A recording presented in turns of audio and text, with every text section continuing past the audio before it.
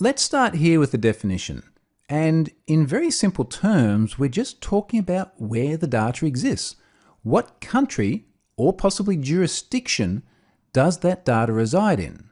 Now, this is an important question because very often when we think about the cloud, we don't necessarily give a lot of thought to where the data actually exists. It just goes up into this great big amorphous blob, which is a highly elastic, scalable cloud. You put data in there and you pull data back out. You never actually see the machines or have any sort of direct physical connection with them. Now, one area where you may consider location is in performance. You like to try and put the service as close as physically possible to the consumers of it so that you reduce latency. But with regards to data sovereignty, we're usually more worried about things like whose laws apply to the data. Is it even legal to put the data in a particular country? And that's where things get a lot more complex. I'm going to go and touch on some of the implications of where data actually physically resides in a moment. But first of all, let me just give you a quick example of what I mean by the geographical distribution of cloud. This is Microsoft's Azure status page, and one of the first things you'll notice here is the map. There's a lot of Azure data centers spread across the globe, and in fact, if we scroll down just a little bit on this page, we can see locations that spread across the world. Organizations building applications that they want to put in Azure's data center, and certainly many other big cloud providers offer many different geolocations where you can put applications. But organizations considering using a service like Azure need to choose where they want to physically locate the data. But it's not just data that drives the decision. Part of it is based on what services are available where. So for example, if we scroll down a little bit, we'll see that a service such as Service Fabric is not available in many different locations. So for example, if you really wanted to put your data in Canada, you wouldn't have access to Service Fabric. You could get it in the East or West US, you could even get it in Australia, but you can't get it in Canada. Can't get it in West India or South India or Central India or a bunch of other places either. So cloud providers don't necessarily have parity of services in every single one of their data centers. So there's one factor that influences where you're going to put data. Now that's a decision based on where services do or do not exist. Let's go and look at some issues which are a little bit more complex. In 2013, we saw the Edward Snowden leaks, troves and troves of documents out of the NSA. And many of those documents pointed to very aggressive and in some cases even illegal oversight by the US government. Now this started to make things very difficult on cloud providers because we saw headlines like this. So think about what this means. Consumers of cloud services, many of which come from US-based companies, are concerned that a foreign government may be able to access their data. This is why sovereignty is so important, particularly in regions such as the EU, where they've got some pretty strict laws on privacy and how data is handled. They were understandably very worried about putting their data within the borders of a government that had demonstrated such broad access to such a huge range of personal information. Now, this is the issue that really started to drive discussions about data sovereignty. And in fact, as you see in this headline, it was becoming so important to businesses that many of them favoured the importance of the control that they could retain over their data instead of the performance of the service itself. And as the headline here says, where does this leave the post-Snowden US cloud market? Well, for one, it started to change the discussion about where we should have services, and we saw things like this. Suddenly, the location of cloud services was becoming really, really important. And again, particularly when we talk about Europe, we saw the emergence of more services based on European soil, because that data sovereignty issue suddenly became enormously important.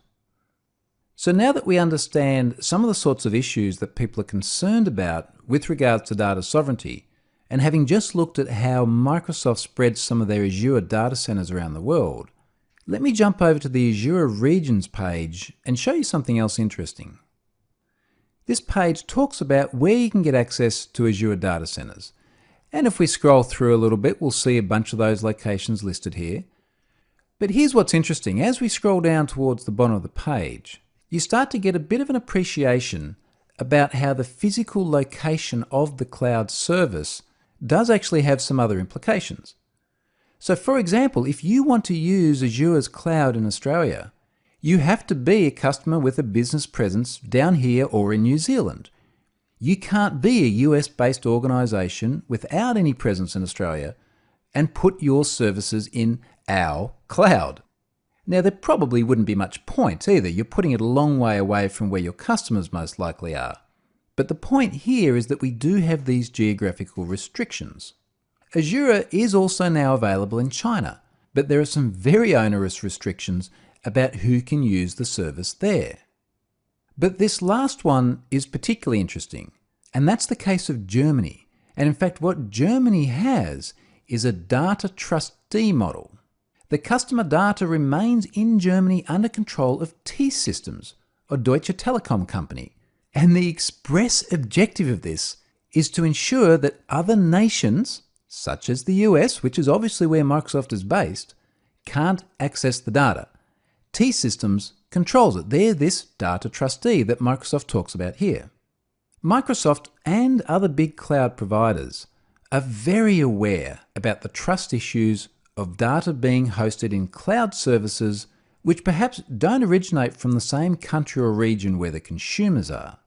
And in fact, these providers are now going to great lengths to demonstrate their independence of government control in their home countries. Let me give you an example of that. This particular case here, which has become known as the Microsoft Ireland case, is a really important precedent of how data hosted with a cloud provider in one country should not be able to be accessed via the legal system of that provider's home country.